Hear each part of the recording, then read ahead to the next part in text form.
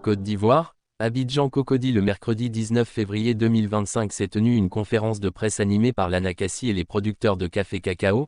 La situation de l'interprofession de la filière café cacao était le principal sujet à l'ordre du jour. L'Anacassi et les producteurs de café cacao au travers de cette conférence de presse désiraient prendre la communauté nationale et internationale à témoin et interpeller l'État ivoirien sur cette situation qu'ils ne comprennent pas. Je suis M. Soro Penatirgué, président de l'Association nationale des coopératives agricoles de Côte d'Ivoire.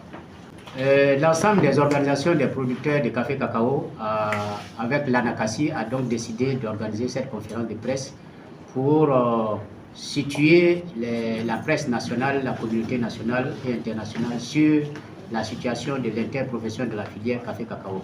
À la réalité, il faut déjà remercier la volonté politique. Le président de la République a bien voulu accepter la signature d'une ordonnance depuis 2011 pour organiser les interprofessions agricoles. Donc depuis 2011, toute la série des interprofessions est en train de se mettre en place dans les filières.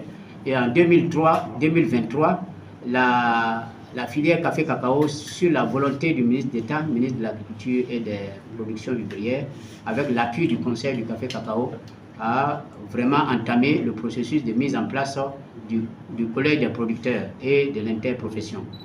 Mais depuis un an, le comité technique qui a été mis en place pour conduire le processus est aujourd'hui en passe et nous ne comprenons pas grand chose. C'est pour ça que nous voulons interpeller ici le comité technique qui est dirigé par le directeur des organisations professionnelles agricoles du ministère de l'Agriculture pour dire que l'ensemble des organisations ne comprennent plus le processus qui leur a été confié dans le cadre de la mise en place de l'interprofession et nous voulons avoir des explications.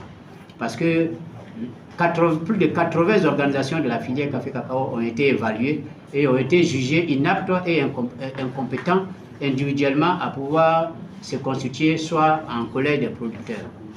Donc un processus avait été désigné comme quoi on devrait faire les réunions des unions dans les régions. Le comité technique ne nous a plus fait cas et 8 mois après, nous voyons encore que des organisations se créent dans ce sens sans qu'ils ne soient à mesure de nous dire quel est le chronogramme de leur action. Est-ce qu'ils sont complices avec les nouvelles organisations qui se créent actuellement?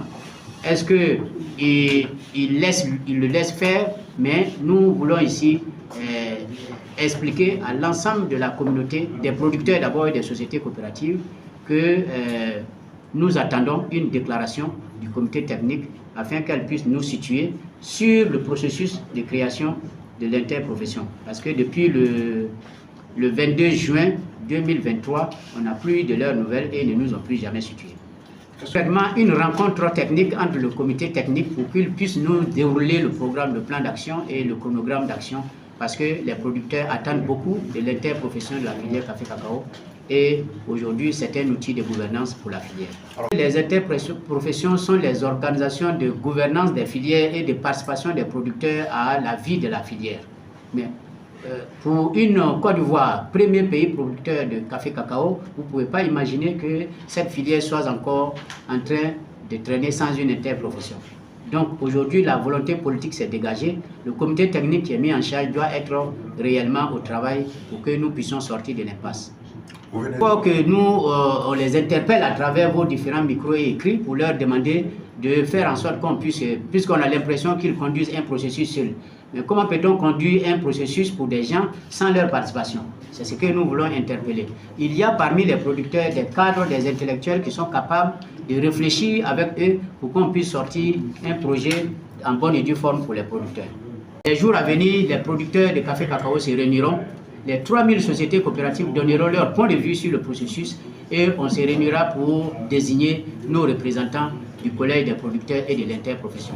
À défaut, tout ce qui se présente actuellement sur le terrain n'est pas la volonté des producteurs et nous ne sommes ni de près ni de loin liés à ces activités actuelles que vous pouvez constater sur le terrain.